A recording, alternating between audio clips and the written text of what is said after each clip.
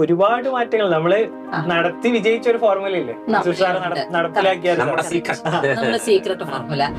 ഏറ്റവും കൂടുതൽ റെസ്റ്റ് എടുക്കാൻ ഉപയോഗിക്കുന്ന ടോപ്പിക് ആയിരുന്നു ഹിസ്റ്ററി.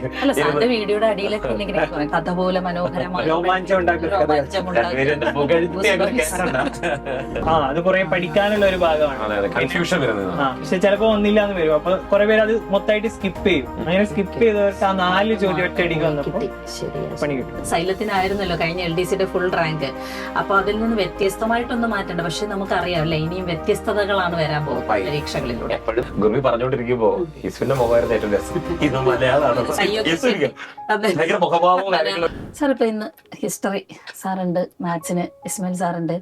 എനിക്ക് മലയാളത്തിനെ സംബന്ധിച്ച് ഏതെങ്കിലും ഒരു പരീക്ഷ കഴിയുമ്പോൾ എന്നെ നിരാശപ്പെടുത്തുന്ന ചില ഫാക്ടേഴ്സ് ഉണ്ട്. അതിലൊന്നെന്ന് പറയുന്നത് മാക്സിമം നമ്മൾ നമ്മുടെ സൈലം PSCയുടെ യൂട്യൂബ് ക്ലാസ്സിലൂടെ റിവിഷൻ ക്ലാസ് കൊടുക്കുന്നു, മാരത്തോൺ കൊടുക്കുന്നു. പക്ഷെ ചിലപ്പോഴൊക്കെ ഒരു ക്വസ്റ്റ്യനെങ്കിലും പിടിതരാതെ പോകും. അപ്പം ഈ പിടിതരാതെ പോകുന്നത് മലയാളത്തെ സംബന്ധിച്ച് എനിക്ക് ചിലപ്പോൾ ശൈലി പഴഞ്ചൊല്ലായിരിക്കും. ഇതിനൊന്നും ലിഖിത രേഖകളൊന്നുമില്ല. ഇങ്ങനെ കാലങ്ങളായിട്ട് ഇങ്ങനെ പറഞ്ഞു വരുന്ന ഭാഷയുടെ ഒരു പാരമ്പര്യം അല്ലെങ്കിൽ പൈതൃകമൊക്കെയാണ്. അപ്പം എവിടെ നിന്ന് വേണമെങ്കിലും ചോദിക്കാം. ഇനി ക്വസ്റ്റ്യൻ വന്നാൽ തന്നെ അവർക്ക് ഇഷ്ടമുള്ള ഒരു ഓപ്ഷൻ ആയിരിക്കും ആൻസർ കൊടുക്കുന്നത്. ഇതിന് എവിഡൻസ് കാണിക്കാൻ, പ്രൂഫ് കാണിക്കാനും ഒന്നുമില്ല. അപ്പൊ പിന്നെ അവർ പറയുന്നതാകും ആൻസർ.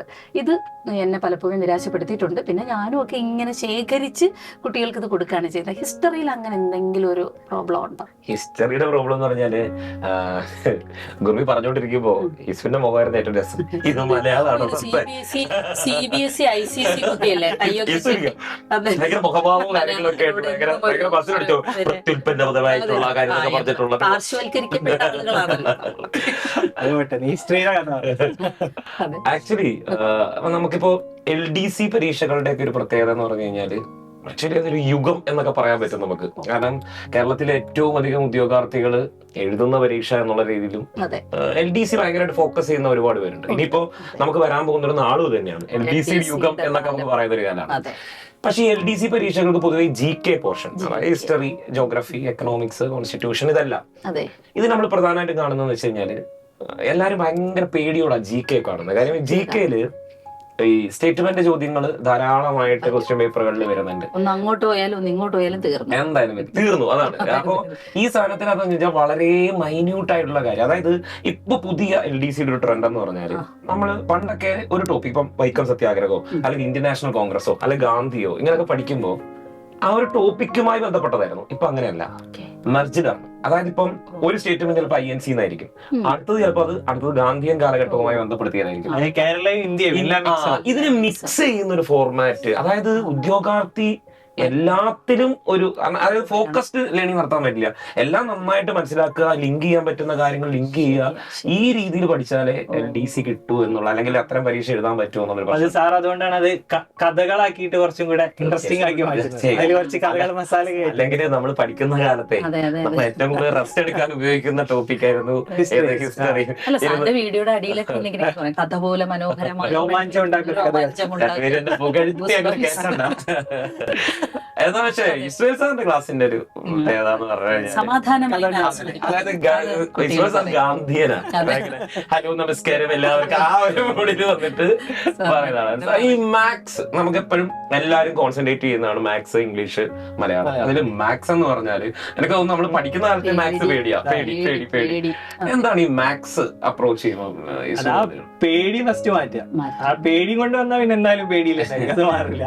പേടി മാറ്റിയിട്ട് മെല്ലെ മെല്ലെ പഠിച്ചു തുടങ്ങാം. ഇപ്പൊ ചോദ്യങ്ങൾ മിസ് പറഞ്ഞല്ലോ, പുതിയ ചോദ്യങ്ങൾ എന്തെങ്കിലും കുറച്ച് നമ്മുടെ യൂണിഫോമിന്റെ ഒക്കെ പരീക്ഷ കാണുമ്പോൾ കുറച്ചും കൂടെ വേറെ ചോദ്യങ്ങൾ വരാറുണ്ട്. പക്ഷെ 10th അത്ര വലിയ മാറ്റങ്ങളില്ല. പക്ഷെ മാറ്റങ്ങൾ വരികയാണെങ്കിൽ എപ്പോഴും നമ്മുടെ SCRT 10ാം ക്ലാസ് അല്ലെങ്കിൽ 9ാം ക്ലാസ്സിൽ നിന്നൊക്കെ കുറച്ച് ഉള്ളിൽ നിന്നുള്ള ചോദ്യങ്ങൾ വരാറുണ്ട്. ഒരു LDC എക്സാമിലാണെങ്കിൽ മാത്സിൽ ഒരുപാട് മാറ്റം വരുമോ സാർ? അങ്ങനെ കഴിഞ്ഞപ്പോ നമ്മുടെ 7 സ്റ്റേജ് നടന്നില്ല 2024. രണ്ടാമത്തെ സ്റ്റേജ് കണ്ണൂര്, കൊല്ലം. അവിടെ നമുക്ക് ജോമെട്രിയിൽ നിന്ന് 4 ചോദ്യം വന്നു. അത് കുറെ പഠിക്കാനുള്ള ഒരു ഭാഗമാണ്. കൺഫ്യൂഷൻ വരുന്നത്. പക്ഷെ ചിലപ്പോ ഒന്നില്ലാന്ന് വരും. അപ്പൊ കുറെ പേര് അത് മൊത്തമായിട്ട് സ്കിപ്പ് ചെയ്യും. അങ്ങനെ സ്കിപ്പ് ചെയ്തവർക്ക് ആ 4 ചോദ്യം ഒറ്റയടിക്ക് വന്നപ്പോ പണി കിട്ടും. ഇപ്പോ എനിക്കൊന്ന് PSC പരീക്ഷയ്ക്ക് നമ്മുടെ പൊതുവെ ഉദ്യോഗാർത്ഥികൾക്ക് സംസാരിക്കുമ്പോൾ പലപ്പോഴും ചോദിക്കുന്ന ഒരു ചോദ്യമുണ്ട്. സാർ, ഈ മാത്സ്, ഇംഗ്ലീഷ്, മലയാളം എളുപ്പമാകുമ്പം GK ടഫ് ആവുന്നുണ്ട്, അതുപോലെ GK എളുപ്പമാകുമ്പം ഇത് ടഫ് ആക്കുന്നുണ്ട്. അങ്ങനെ ശരിക്കും നിങ്ങൾക്ക് തോന്നിയിട്ടുണ്ട്. ഉണ്ട്. പക്ഷെ അത് മൂന്നും കൂടെ ആവാറില്ല തോന്നുന്നു അല്ലേ? മൂന്നും കൂടി വരൂല, ഏതെങ്കിലും ഒരു ഏരിയ ഒന്നോ രണ്ടോ, ചിലപ്പോ മാത്സ് ഇംഗ്ലീഷ് ആയിരിക്കും, ചിലപ്പോ മലയാളം നല്ല ടൈറ്റ് ആയിരിക്കും, അങ്ങനെ ഒരു സാധനം വരും. അത് കട്ട് ഓഫിന്റെ ഒരു ബാലൻസിങ് വരാനായിരിക്കും. പക്ഷെ അങ്ങനെ പക്ഷെ ഉദ്യോഗാർത്ഥികൾ സ്ഥിരമായി ചോദിക്കുന്നുണ്ട്. അപ്പം ഇപ്പൊ എന്താ പ്രശ്നം എന്ന് വെച്ചാൽ ഇങ്ങനെ ഒരു പ്രശ്നം നിൽക്കുമ്പോ ഏതിൽ കോൺസെൻട്രേറ്റ് ചെയ്യും, അതാണ് ഒരു പ്രശ്നം. അപ്പൊ എല്ലാത്തിനെ കുറിച്ചും ഒരു അവബോധം ഉണ്ടാവുക എന്നുള്ളത് വിടാൻ പറ്റൂല. LDCയിലൊന്നും ഒരിക്കലും നമുക്കൊന്നും വിടാൻ പറ്റില്ല. കോമ്പറ്റീഷൻ കൂടുതലാണ്. ഏതാണോ പാടുള്ള സബ്ജക്ട് അതിന് കൂടുതൽ ശ്രദ്ധ കൊടുത്ത് പഠിച്ചെടുത്തേ പറ്റൂ. ഇപ്പൊ ഡിഗ്രി പ്രിലിംസ് ഒക്കെ ആണെങ്കിൽ ചിലപ്പോൾ നമുക്ക് മാത്സ് ഇംഗ്ലീഷ് മലയാളം നല്ല രീതിയിൽ പഠിച്ചാൽ ചിലപ്പോൾ സെറ്റ് ആക്കാൻ പറ്റും. അതെ അതെ. പക്ഷെ LDCയിൽ അങ്ങനെ ഒരു പരിപാടി ഇല്ല. കാരണം 10 നമുക്ക് 30 മാർക്കല്ലേ ഉള്ളൂ, 70 അപ്പുറത്ത് തന്നെ അല്ലേ. ആ 70 ഒഴിവാക്കാനും പറ്റില്ല, എന്നാ 30 പറ്റ ഒഴിവാക്കാനും പറ്റില്ല. എല്ലാത്തിലും ഒരു ഐഡിയ വേണം. മലയാളത്തിലാണെങ്കിലും അങ്ങനെ തന്നെ. ചോദിച്ച കാലം തൊട്ട്, അതായത് പരീക്ഷ തുടങ്ങുന്ന കാലം തൊട്ടുള്ള 2 ചോദ്യമാണ് കവിയുടെ എതിർലിംഗം, കവയിത്രിയും വിണ്ടലം പിരിച്ചെഴുതാം. എല്ലാ എക്സാമിനും വിണ്ടലവും കവയിത്രി ഇല്ലാത്ത ഒരു ചോദ്യം ഇല്ല. ഇത് രണ്ടും കാണുമ്പോൾ കുട്ടികൾ നല്ല സന്തോഷിക്കും. അല്ല, ഒരു ക്വസ്റ്റ്യൻ എടുത്തിട്ട് നോക്കിയാൽ മതി ഇത് എവിടെ കിടക്കുവാണ്. അടുത്ത് വരുന്നത് കേട്ടിട്ടേ ഇല്ലാത്ത പ്രത്യുദ്ഗമനീയം, സ്ഥൈര്യം, ഇങ്ങനെയുള്ള ചോദ്യങ്ങളും ആയിരിക്കും. അപ്പൊ ഇത് ഈ ബാലൻസിങ് തന്നെയാണ് സാറ് പറഞ്ഞ. അതെ അതെ. അതുകൊണ്ട് ഉച്ചാരണശുദ്ധി ഇല്ലെങ്കിൽ ഈ പദശുദ്ധിയൊക്കെ ഉണ്ട്, വാക്യശുദ്ധി, പദശുദ്ധി. പക്ഷെ ഹിസ്റ്ററിക്ക് പക്ഷെ നമുക്ക് സെലക്ട് ചെയ്യാൻ പറ്റും. കാര്യം എന്തായാലും ഗാന്ധി, INC ഇങ്ങനെ അങ്ങനെയുള്ള പ്രീവിയസ് ക്വസ്റ്റ്യൻസ് ഒരു 3 കൊല്ലം PYQ അല്ലെ, പ്രീവിയസ് ഇയർ ക്വസ്റ്റ്യൻ പേപ്പർ എന്ന് പറയുന്നത് വലിയ ഫാക്ടറാണ് നമ്മുടെ. അതൊന്ന് നോക്കി അതെല്ലാം സിലബസ്. നിങ്ങളുടെ ടോപ്പിക്കുകൾ, അതായത് മാത്സ്, ഇംഗ്ലീഷ്, മലയാളം, PYQs എത്ര കാലത്ത് നോക്കണം? എപ്പോഴും നമ്മൾ കേട്ടത് ചോദിക്കാം. 5 കൊല്ലം നോക്കിയാൽ 2021 മുതലുള്ള മൊത്തം ക്വസ്റ്റ്യൻ പേപ്പേഴ്സ് നോക്കിയാൽ തന്നെ എനിക്ക് കുറച്ചുകൂടെ ബാക്കിലോട്ട് 15 തൊട്ട് തുടങ്ങാം. മലയാളം പുതിയ മാറ്റങ്ങൾ വരുന്നില്ല. പക്ഷെ GKയുടെ കാര്യം അങ്ങനെ തന്നെ കേട്ടോ. 2020 ശേഷം നോക്കുന്നതായിരിക്കും കുറച്ചുകൂടെ. കാര്യം പാറ്റേൺ മാറി.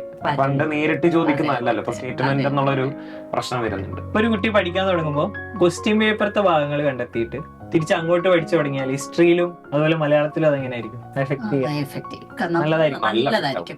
ക്വസ്റ്റ്യൻ പേപ്പറിൽ നമുക്ക് കിട്ടാതെ പോകുന്ന ഏതാണോ ഏരിയ, അല്ലെങ്കിൽ ക്വസ്റ്റ്യൻ പേപ്പറിൽ നിന്നുകൊണ്ട് അതിലേക്ക് പോയി ബാക്കി കാര്യങ്ങൾ പഠിക്കാൻ പറ്റും. നമ്മുടെ കൊച്ചിയിലെ പ്രോഗ്രാമില്ലേ, നമ്മുടെ റാങ്ക് ഹോൾഡർ, അന്ന് നമ്മുടെ ആളെ വിട്ടുപോയി. അപ്പൊ എന്നോട് സംസാരിക്കാൻ നമ്മളടുത്ത് അന്ന് ഒരുപാട് പേര് സംസാരിക്കുന്നുണ്ട്. അപ്പൊ ഇങ്ങനെ പഠിക്കുന്ന കാര്യങ്ങൾ പറഞ്ഞപ്പോ ഒരു കുട്ടി പറഞ്ഞിരുന്നു, സാറേ നിങ്ങൾ ക്ലാസ് എടുത്തിട്ട് ആ ടോപ്പിക്ക് കഴിഞ്ഞതിന് ശേഷം നമ്മൾ പറയാറുണ്ട്, നമ്മളെല്ലാ ക്ലാസ്സിലും പറയും PYQs പാറ്റേൺ ഇങ്ങനെയാണ്. അപ്പൊ ഈ കുട്ടി പോയിട്ട് ഈ ചോദ്യപേപ്പർ കണ്ടുപിടിച്ചിട്ട് ആ ചോദ്യം ആ കുട്ടി പ്രിപ്പയർ ചെയ്യുന്ന നോട്ടിന്റെ താഴെ എഴുതി ഫില്ല് ചെയ്ത് വെക്കുന്ന രീതിയായിട്ട്. പക്ഷെ റാങ്ക് കിട്ടി. നല്ല, എനിക്കൊന്ന് 10-നകത്തുള്ള റാങ്ക് ആയിരുന്നു. പക്ഷെ അത് നല്ലൊരു സ്ട്രാറ്റജിയാണ്. കാരണം ഇത് റിവൈസ് ചെയ്യുമ്പോൾ ഈ ചോദ്യത്തിലൂടെ കടന്നു പോകും. നമ്മളതിന് എപ്പോഴും ക്ലാസ്സിൽ ഇത് പറയല്ലോ, ഇത് PYQ ആണ്, ഇന്ന കൊല്ലാണ് എടുത്ത് പറയുന്ന ഒരു സാധനം. എഴുതി വെക്കുക എന്ന് പറയുമ്പോൾ റിവൈസ് ചെയ്യുമ്പോൾ എക്സാം ഹോളിൽ പോകുമ്പോഴൊക്കെ. അതെ, ഇപ്പൊ മോക്ക് ടെസ്റ്റിലാണെങ്കിൽ നമുക്ക് ഈ ഒരു സാറ് പറഞ്ഞ പോലെ വേണമെങ്കിൽ അങ്ങനെ ഒരു സ്ട്രാറ്റജി കൊണ്ടുവരാം അല്ലെ. ഒന്ന് ബാലൻസ് ചെയ്യും, നമുക്കൊരു കട്ട് ഓഫ് വെച്ചിട്ട് അതിലേക്ക് അവരെ എത്തിക്കുന്ന രീതിയിൽ അല്ലെ. അങ്ങനെ ഭയങ്കര ഈസി ആക്കുകയും ചെയ്യരുത്, ഭയങ്കര ടഫ് ആയിട്ട് അവരെ കോൺഫിഡൻസ് പോകുന്ന പോലെ ആക്കാനും. ഡിസിൽ നമ്മൾ ഒത്തിരി ഇനിയിപ്പോ മോക്ക് ടെസ്റ്റ് കൊടുക്കുമെന്ന് പറഞ്ഞിരുന്നല്ലോ. അപ്പൊ നമുക്ക് ഈ തരത്തില് ഒന്ന് കട്ട് ഓഫ് ടൈറ്റ് ചെയ്ത് പിടിച്ചിട്ട് അങ്ങനെ അവരൊന്ന് അത് ഓക്കെ ആയി വരും. അപ്പോ നമ്മുടെ പുതിയ ബാച്ചുകളിലെല്ലാം തന്നെ നമ്മൾ പുതുതായിട്ട് കൊണ്ടുവരുന്ന ഒരു കാര്യമാണ്. ഇപ്പം പണ്ടോട്ടെ എല്ലാവരും ചോദിക്കുന്നതാണ്, പക്ഷെ നമ്മൾ പുതുതായിട്ട് ഇംപ്ലിമെന്റ് ചെയ്യുന്ന ഒരു കാര്യം നോട്ട്സ് ആണ്. അതായത് നോട്ട്സ് നമ്മൾ സ്പെഷ്യലി കുട്ടികൾക്ക് വേണ്ടി ഇനി എന്ത് എടുക്കാണ്, സ്പെഷ്യൽ ആയിട്ട് അവർക്ക് പ്രിന്റ് എടുക്കാനായിട്ട് നോട്ട്സ് കൊടുക്കാനുണ്ട്. എനിക്ക് തോന്നുന്നു നമുക്ക് ആ കൊടുക്കുന്ന നോട്ടുകളും നമുക്ക് ഈ രീതിയിൽ നമ്മൾ തന്നെയാണ് അത് ചെക്ക് ചെയ്യുന്നത്, നമ്മൾ തന്നെയാണ് നോക്കുന്നത്. അപ്പൊ നമുക്ക് എന്ത് ചെയ്യാം, എനിക്ക് തോന്നുന്നു നമ്മുടെ പുതിയ ബാച്ചുകളിൽ നമ്മൾ ആ രീതിയിൽ കൊടുക്കുന്നത് നന്നായിരിക്കും അല്ലെ. അതായത് നമ്മുടെ പഴയ പ്രീവിയസ് ഇയർ ക്വസ്റ്റ്യൻസ് അപ്പൊ ഇവർക്ക് കുറച്ചും കൂടി സൗകര്യപ്രദമാവുന്ന രീതി. അത് പ്രത്യേകിച്ച് മൻസൂർ സാർ അതെടുത്ത് പറഞ്ഞിട്ടുണ്ട്. പ്രിന്റഡ് നോട്ട് കൊടുക്കുമ്പോൾ പ്രീവിയസ് ഇയർ ക്വസ്റ്റ്യൻസ് കൂടെ നോക്കി ഉൾപ്പെടുത്തി കൂടുതലായിട്ട് മെറ്റീരിയൽ. അപ്പൊ എനിക്ക് തോന്നുന്നു കൂടുതൽ നമ്മുടെ നോട്ട്സും അവർക്ക് യൂസ്ഫുൾ ആവും. ഇങ്ങനെ കൂടുതൽ ടെസ്റ്റിൽ ഇപ്പൊ നമുക്ക് മാത്സ് ഇംഗ്ലീഷ് മലയാളത്തിന് കുറെ പ്രിന്റഡ് മെറ്റീരിയലിന്റെ കാര്യം ഉണ്ടാവില്ല, അവിടെ വരൂല, മെറ്റീരിയൽ ഇല്ല. അതിന് പകരം നമ്മള് മോക്ക് ടെസ്റ്റിൽ ഈ ചെയ്യുന്ന ക്വസ്റ്റ്യൻസ് സോൾവിങ് പഠിപ്പിക്കുക. പുതിയ ചോദ്യങ്ങളൊക്കെ ഉണ്ടാവുമ്പോൾ അതാണ് ഒരു എക്സ്ട്രാ സാധനം അതിൽ വെക്കാൻ പോകുന്നത്. അപ്പൊ ശരിക്കും പറഞ്ഞാൽ നല്ലൊരു സ്റ്റാർട്ടിങ്ങിന്റെ ടൈമാണ്. നല്ല സ്റ്റാർട്ടിംഗ് ആണ്. നമുക്കൊക്കെ കുറെ കാര്യങ്ങൾ ഇതിനകത്ത് ഇംപ്ലിമെന്റ് ചെയ്ത് ഇവരെ ഒന്ന് റാങ്കിലേക്ക് എത്തിക്കാൻ പറ്റും. അതുകൊണ്ടാണല്ലോ നമ്മുടെ മുൻ റിസൾട്ടുകളെല്ലാം. പക്ഷേ ഈ അവസാന നിമിഷം വന്നിട്ട് ജോയിൻ ചെയ്ത് ഓടി പിടിച്ച് തീരൂല, ആ ഒരു സാധനം ഒഴിവാക്കാം. ഞാൻ പറയുന്നത് ഒന്നും അറിയില്ല, എനിക്ക് നല്ലതായിട്ട് ഒരു സർക്കാർ ഉദ്യോഗസ്ഥനാകണമെന്നുള്ള ഉദ്യോഗാർത്ഥികൾക്ക് എനിക്ക് ഒന്ന് ലോങ് ടൈം പാച്ച് ഭയങ്കര പ്രിഫറബിൾ ആണ്. സാർ പറഞ്ഞ പോലെ തുടക്കം മുതൽ ഈ ഒരു സിസ്റ്റത്തിന്റെ കൂടെ പോകണം അല്ലേ, അല്ലെങ്കിൽ കാലങ്ങളായി പ്രിപ്പയർ ചെയ്ത ശീലം ഉണ്ടെങ്കിൽ ഓക്കെ. പക്ഷെ അത് പറ്റില്ല. പുതിയതായിട്ട് തുടങ്ങുന്നവർ ഒരു കൊല്ലം എന്തായാലും കാണണം. എപ്പോഴും കാണാൻ നമ്മുടെ അവസാനത്തെ ബാച്ചുകളിൽ അങ്ങനെയുള്ള ഉദ്യോഗാർത്ഥികൾ വന്നിട്ട് അതൊരു പ്രശ്നമാകും. നമുക്ക് പിന്നെ അവരെ ഇങ്ങോട്ട് പിടിച്ച് കയറ്റാനും പറ്റില്ല. നമ്മൾ കഷ്ടപ്പെട്ടാണ് അവരെ കൊണ്ടുപോകുന്നത്. എനിക്ക് തോന്നുന്നു അവർ കുറച്ചുകൂടി ഈസി ആവുന്നത് ലോങ് ടൈം ബാച്ചിലേക്ക് വരുന്നത് തന്നെയാണ്. അതെ അതെ.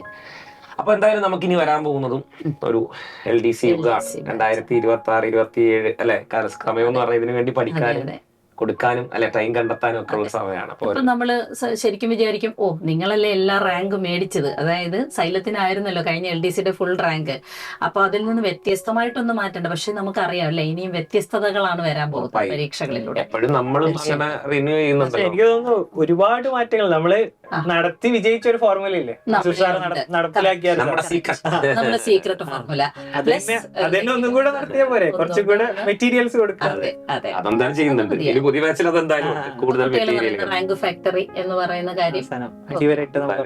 അപ്പൊ എനിക്ക് തോന്നുന്നു ഇനി കൂടുതൽ ഇവരുടെ ടൈമാണ്, ഇവർ കൃത്യമായ ഒരു തീരുമാനം എടുക്കേണ്ട സമയമാണ്. അപ്പൊ ഇവർക്ക് വേണ്ടുന്ന കാര്യം നമ്മളൊരു പുതിയ പാറ്റേൺ എന്താണ്, നമ്മുടെ എന്താണ് പഠിക്കുന്ന ക്വസ്റ്റ്യൻ പേപ്പറിന്റെ മാറ്റം എന്താന്നൊക്കെ നമ്മളിപ്പോ ഇവരോട് സംസാരിച്ചു കഴിഞ്ഞു.